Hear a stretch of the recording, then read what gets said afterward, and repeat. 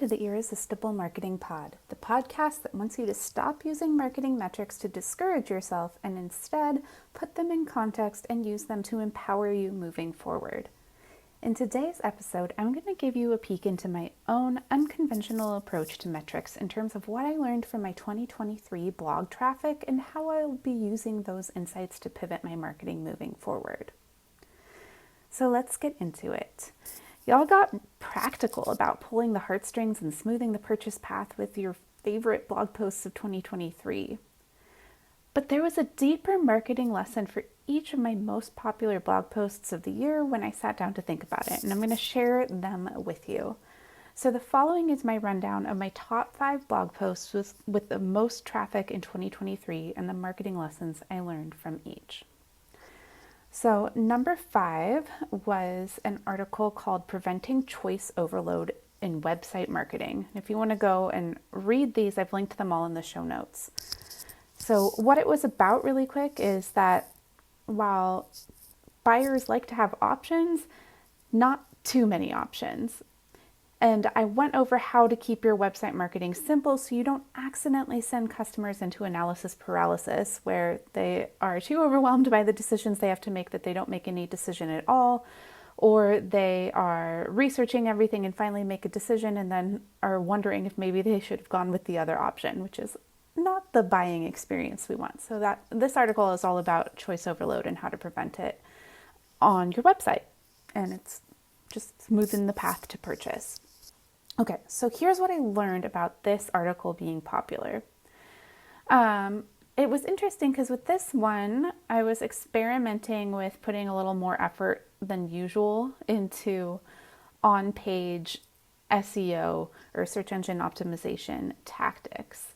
So one of the main things I did that I don't normally do is, and I think I got this idea from a HubSpot article.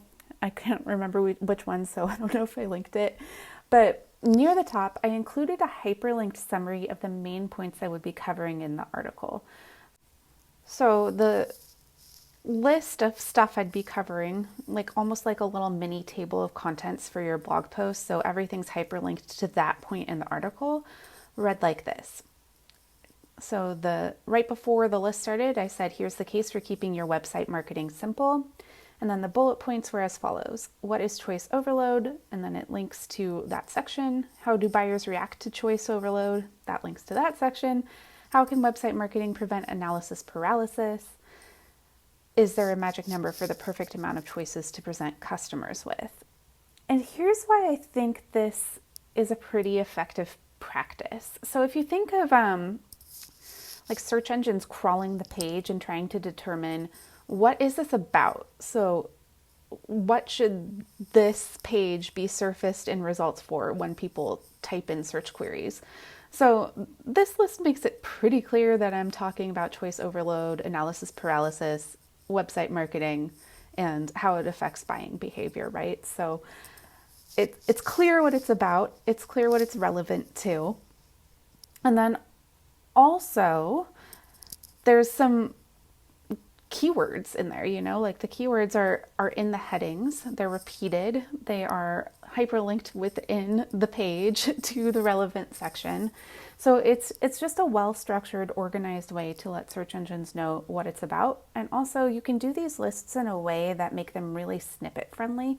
So if you've ever asked a question on Google and got a little box that has some bullet points in answer to your question, this would be a good place to kind of suggest to search engines. This would be a good thing to snippet because I'm giving a really clear, concise explanation of a question.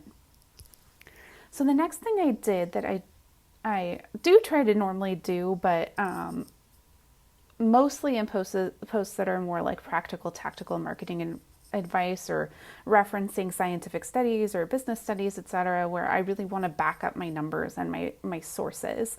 So it's clear where I'm getting my information from, what I'm basing my analysis from, and not just making it up off the top of my head. So in this article, I linked to a bunch of super high authority resources to back up my arguments. So studies, high quality publications on the topic of choice overload and analysis paralysis and how it affects people. It's also a practical topic with a long shelf life because I don't think websites are going away anytime soon. Clearly, choice overload and analysis paralysis aren't going away anytime soon. And anybody who's doing marketing, who's doing UX, who's doing user experience stuff, needs to know what choice overload is and analysis paralysis and how to prevent it and how to think about it in terms of what you're showing to people in your marketing, particularly on that last stop before they type in their credit card number and give you their money. So all of that paid off because, interestingly, though this was my 5th most popular post of the year 2023, it was actually published January 23rd, 2022. So it's almost 2 years old and it's still getting high traffic. And interestingly, I've noticed that for this post in particular, I've had a lot of people reach out with their own resources that they'd like me to link to from this post. And with the increase of folks doing that, I also started receiving offers to be paid to include links in my blog posts, which is a pretty nice, easy peasy way to make a few extra bucks. So, long story short, my extra attention to on-page SEO for this one really had a payoff and a long-lasting one. All right, so my 4th most popular blog post of the year was titled "You Are the Niche," and it's actually barely even a blog post. It is the show notes for the podcast episode of this show where I interviewed the incredible Rebecca Beyer of Blood and Spice Bush and the Blood Witch, who is a fantastic, interesting person, and we just had a wonderful interview about her unconventional career path and how she markets herself kind of as, hello, this is me, and I do have 12 specialties and expertise, et cetera, and how it hasn't harmed her business to do it her way. And also she was my freshman and sophomore roommate in college, and so we go way back. So yeah, what was interesting about this one, and she will probably kill me for saying this, but she's kind of an influencer. She's got 27,000 folks following her at Blood and Spice Bush Instagram account, and nearly 13,000 are following her on the Blood Witch account, which is where she posts her tattoo artistry. She's published 2 wildly popular books on witchcraft. Her classes regularly sell out. And my interview with her about her unconventional career path actually was the most popular episode of the Irresistible marketing pod of all time when last I checked the stats. So long story short, she is kind of a big deal, and having her on my platforms really gave me a boost. So her audience met me, and I benefited majorly from that introduction because we've got a lot of overlap in terms of creative, artsy, femme, queer, healers who are aligned with our values and benefit from our work. So me getting to have that cross-pollination with her audience who hadn't met me yet actually resulted in a lot more than usual podcast downloads for me, some new newsletter subscribers, new customers, even new people coming to my free events.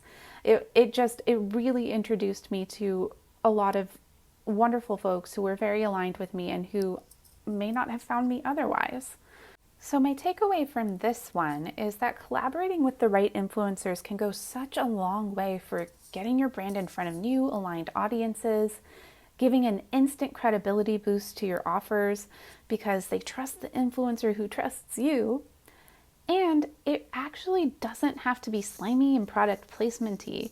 This was a really super organic conversation between 2 old friends, barely any editing. I just threw brief podcast show notes up on my blog, and it's still drawing people into my world, into my website, into my marketing regularly, which is pretty awesome. All right. My 3rd most popular blog post of 2023 was titled "The Importance of Hope in Marketing." And what this one was about was how hope is a really powerful marketing tool, but it's one that's often misunderstood and misused. Because, while marketing does have a pretty well-earned bad rap for selling false hopes. So in this article, I talk through some toxic positivity sort of tactics to avoid and some more, hopeful ones, like how to use hope ethically in marketing. And what I learned from this post's popularity was this. This one also had a surprisingly long shelf life.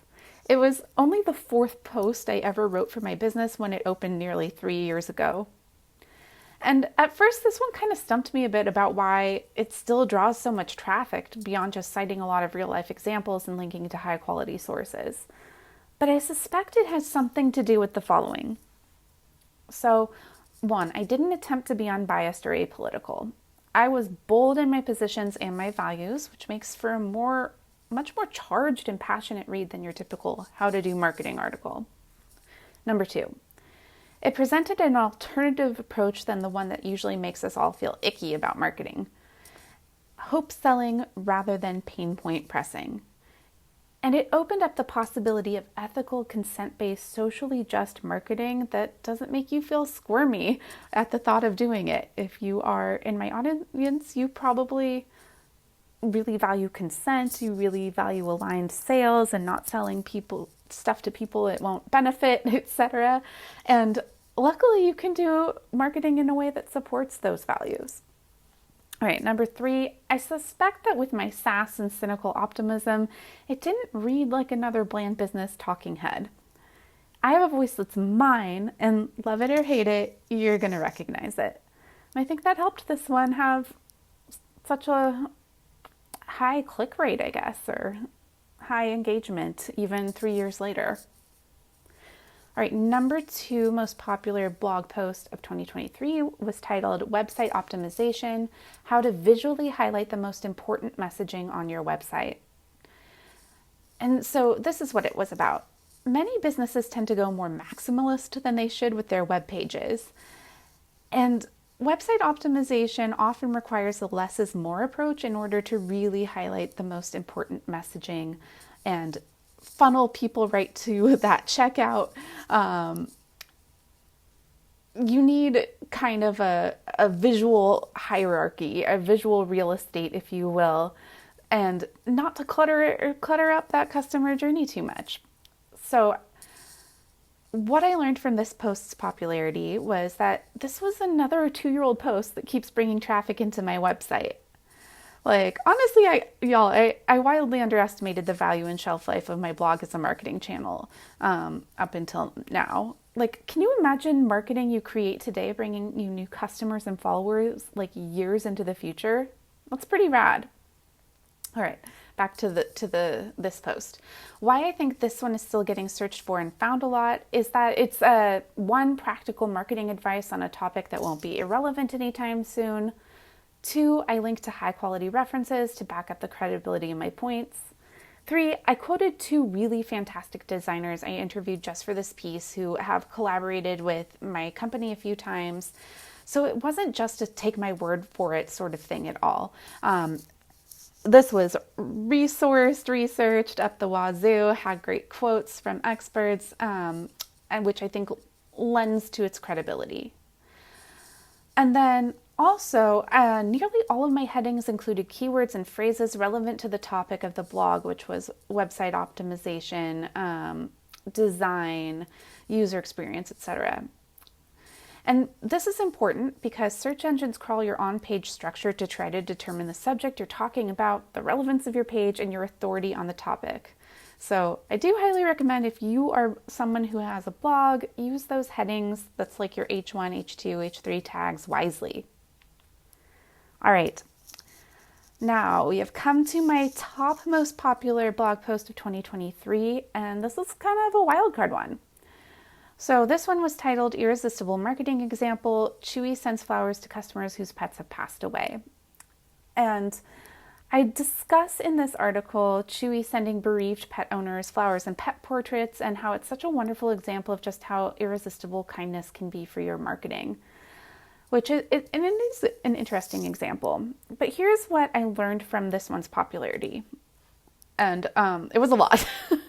So basically, when I started this very podcast that you're listening to, I had really high hopes of being able to research and share real life irresistible marketing examples with each and every episode, which is kind of typical of me to underestimate how much freaking work that is, and that it's not sustainable if I want to keep serving dozens of clients at once and release more than 4 podcast episodes a year, which I do.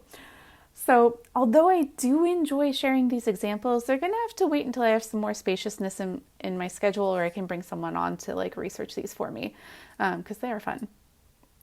But I am okay with the wait. And here's why. Because it is true that this blog post still brings my website like a crap ton of daily traffic. Like every day people are on my website because of this article. But here's the thing. It's not for people searching for marketing help. The traffic is from people who want to know about Chewy. And I know that because I looked into my analytics to see what people were searching for to find me. And like they're searching for stuff about Chewy, not marketing. And as much as I love pets and doggos and Chewy, the company, that doesn't do me any good if people are on there looking for stuff about Chewy. I need people on my website that need help with marketing. So here are my overall takeaways from looking at my web traffic and which were my most popular blog posts of 2023. And I just want to reiterate that I am really pleasantly surprised by what a long shelf life my blog posts tend to have, and that posts I wrote years ago are still bringing people into my website and introducing them to my work today. So that was a big one for me. And here's what I'm going to do with these insights. In 2024, I'm going to really lean into interviewing guests on this here Irresistible Marketing Pod, whose audiences are likely to include my ideal clients, and I'm going to keep taking the show notes from those interviews and publishing them as blog posts on my website. I'm also going to rededicate myself to good on-page SEO practices like making snippet-friendly content and answering how-to questions and including a hyperlink summary of my main points near the top of my blog posts. I'm also going to keep strategically using my headers to indicate authority and relevance on the topic I'm writing about. But that doesn't mean you still can't have fun with those headers though. You can do both at once. And then lastly, how I'm going to be using my blog a little differently in 2024 is I'm going to let my email list know more often when I publish stuff, because my blog's kind of fire, it's gold. And anytime I've done an email campaign with links to those posts, they get a ton of clicks because this is valuable free information. And so my personal reflection, my personal bottom line that I'm trying to take to heart on the emotional side of things and the mindset side of things as your marketing confidence cheerleader, of course, I'm going to factor that into my metrics and how I'm going to use them for marketing moving forward, is that I need to internalize that my blog is a resource that people value, and it's really time that I take that to heart. So honestly, I'm an ex-newspaper reporter. I've been a writer my entire adult life. I undervalued the value my blog has for other people, because I find this in common with a lot of my clients and colleagues. If something is easy for us to do, we tend to assume it's easy for everyone. So blogging is easy for me, writing is easy for me. So I tend to undervalue what it means to other people. And then I remember that we're all brilliantly unique beings with different skill sets and strengths. And just like I can blog easily but can't do math easily in my head, someone else has the reverse skill set, and we need each other, right? Like they need my structured verbal approach to transmitting information, and I need them to tell me how to do taxes and like other important stuff. So like we balance each other out. So if you have a skill like blogging that comes to you easily, please don't assume that just because it's easy for you, it's not worth much to other people. Okay, that was a little bit of a tangent. Okay, so other thing I need to take to heart is that my blog is a resource that holds a lot of value for my business, because it continually brings new people into my website and introduces them to my work, which is what we want our marketing to do. And I'd overlooked this. I'd kind of like downplayed my blog, and looking at these stats at the end of the year, I'm like, hey, my blog actually brings a ton of people to my website every day, and that's rad.